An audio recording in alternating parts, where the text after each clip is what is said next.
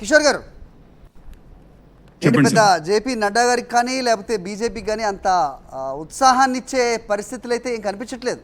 ఇటు హర్యానా కానీ అటు జమ్మూ అండ్ కాశ్మీర్లో బీజేపీకి కానీ ఏమంటారు?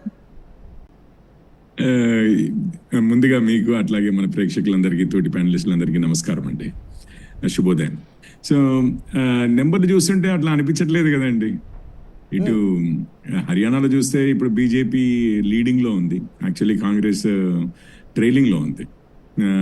ఒక విషయం, పోయినసారి మాకు 40 సీట్ల కన్నా ఇప్పుడు లీడింగ్ లో ఎక్కువ చూపిస్తున్నాయి, 40 సీట్ల కన్నా ఎక్కువ చూపిస్తున్నాయి ఇప్పుడు కరెంట్. భూపేందర్ హూడా గారు చెప్పిన దాన్ని బట్టి చూస్తే కనుక రెండో రౌండ్ లోనే ఫలితాలు కొంచెం అటు ఇటుగా మారుతున్నాయి, ఓవరాల్ గా వి విల్ స్వీప్ అంటే నేను అనేది ఏంటంటే, ఇప్పుడు ట్రైలింగ్ లో ఉన్న పార్టీ బెటర్ గా చేస్తుంది అన్న కాన్ఫిడెన్స్ ఎక్స్ప్రెస్ చేస్తుంటే కాస్త లీడింగ్ లో ఉన్న పార్టీ ఇంకొంచెం బెటర్ కాన్ఫిడెన్స్ ఎక్స్ప్రెస్ చేస్తుంది కదండి. ఇప్పుడైతే బీజేపీని మనం హ్యాక్ చేశారేమో. లెట్ మీ ఆస్క్ యూ మీరు డీటెయిల్గా చెప్తారు. కానీ ఇప్పుడు సీనియర్ పాత్రికేయులు అవ్వచ్చు, లేకపోతే రాజకీయ విశ్లేషకులు అవ్వచ్చు, వీళ్ళందరూ కూడా మూడు అంశాలను ఇక్కడ 3 ఫ్యాక్టర్స్ని చాలా ప్రిడామినెంట్గా చెప్తున్న పరిస్థితి.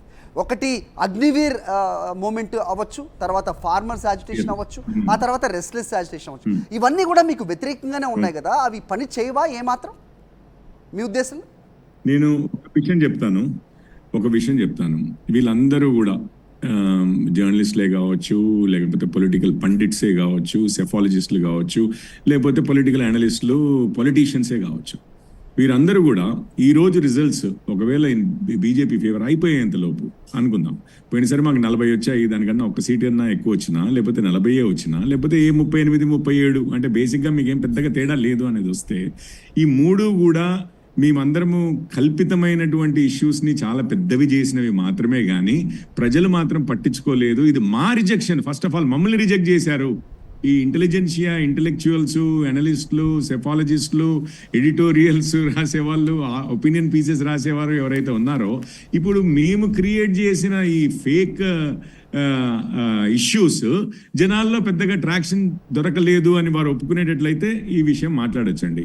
లేకపోతే ప్రస్తుతానికైతే అందులో పెద్దగా వాళ్ళు అపాలజీ చెప్పవలసిన అవసరమే ఉంది, కానీ మనం చెప్పేది లేదు. మీరు అన్నట్టుగా ఇది సెకండ్ రౌండే, 14, 15, 20 రౌండ్స్ ఉండొచ్చు గాక.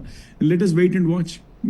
మనం ముందు అసలు ప్రజల తీర్పునే అర్థం చేసుకోలేని పరిస్థితిలో మనం ఉన్నప్పుడు, పెద్దగా వాళ్ళ తీర్పు ఇంకా బయటికి రానప్పుడే మనం వాళ్ళు ఈ విధంగా తీర్పు ఇచ్చి అందుకని ఆ విధంగా జరిగి ఉండొచ్చు, ఇవన్నీ ఎందుకండి? జస్ట్ 1 hour కదా, it takes hardly another hour. Clear and ఆశావాదంలో తప్పులేదండి, గట్టిగానే చెప్తున్నారు మీరు. Yes, fine.